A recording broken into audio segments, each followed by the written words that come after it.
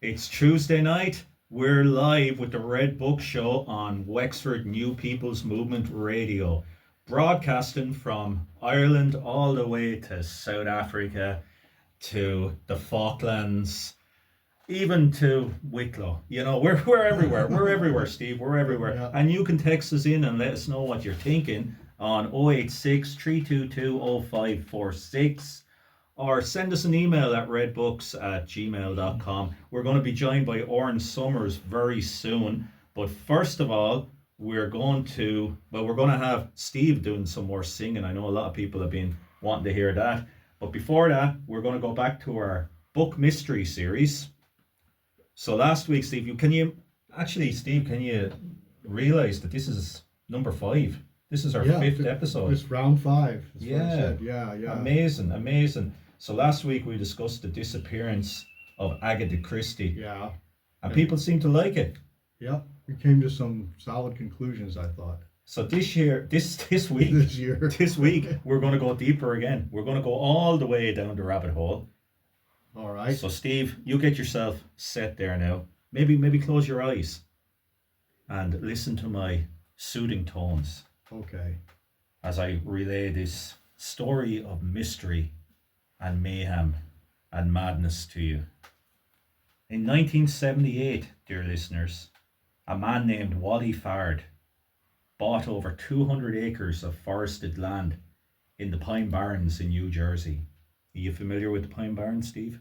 Not really. I'm not very familiar with New Jersey. I've never been there. From what I hear, it's a very, very scary place.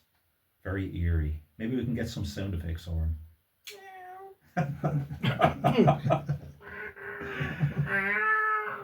So Wally set up an ashram for seekers of truth in spirituality, politics, tantra, and psychopharmacology.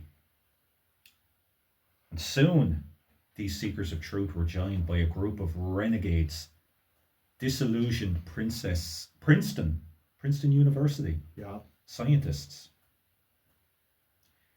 Together, they began a quest to train the human mind to determine when a wave became a particle, using both new and old ancient knowledge to try to manipulate quantum physics and reality itself. They developed the egg, a sort of sensory deprivation chamber, and in the late 1980s, a young scientist was lost for 7 minutes, lost into the ether, just vanished in the egg, disappeared, Jesus. clipped out of reality. He reappeared with a story of trans-dimensional travel, a new Earth identical to ours, but with no humans, no pollution and no war. The military-industrial complex learned of this and decided they wanted a piece of that new Earth, a piece of that resources.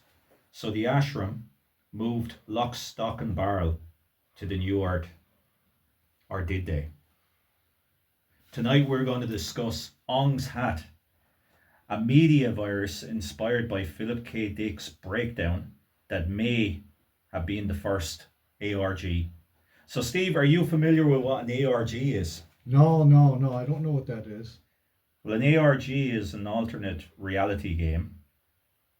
And very familiar now. If we look at things like Slender Man, I suppose. We look at things like the Backrooms. Lost used to do them. But we're going back to a period when this didn't exist. It was revolutionary. In 1988, a young creative genius, a protege of Robert Anton Wilson, was working at Adobe. Already on the cutting edge of the new internet and what would become the internet, trying to develop ebooks and even chatbots, but without the computing power needed. This man was Joseph Mattini. He was well ahead of the curve, and he may or may not have come up with the idea of Ongs Hat, inadvertently creating the world's first ARG, but also setting humanity on a dark path, which would lead to Q-anon, a Trump White House, and the verge of World War III.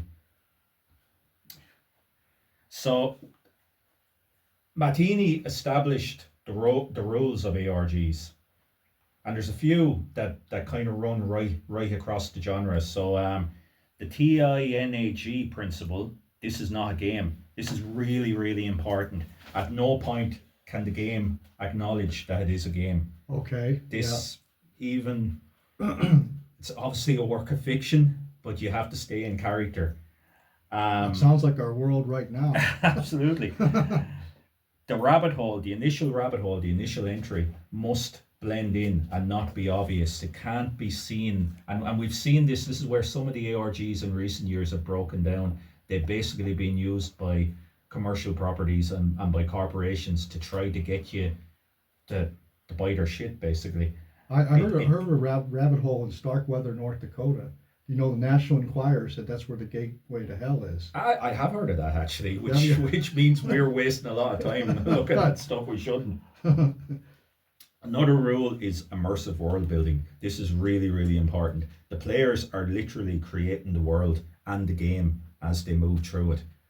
So, I mean, this is a work of fiction that requires the reader's involvement. And then there's the pacing of puzzles. So you're going to come across things that have to be solved. You're going to come across information, but it can't be drip fed to you at the start. You're not going to read a blurb on the back and be fed what this is about. It's the process of discovery is important. So you're allowed to think you figured it out yourself.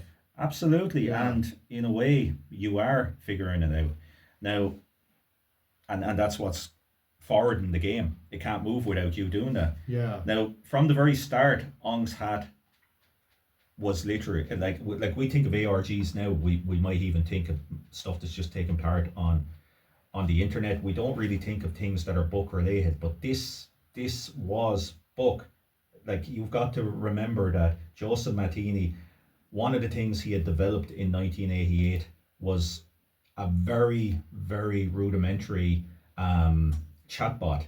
He was basically using the cut-up techniques that William Burroughs had developed a generation earlier, and he was feeding it into a computing system. And he was also using principles from the I Ching to try and get results. And actually, some of the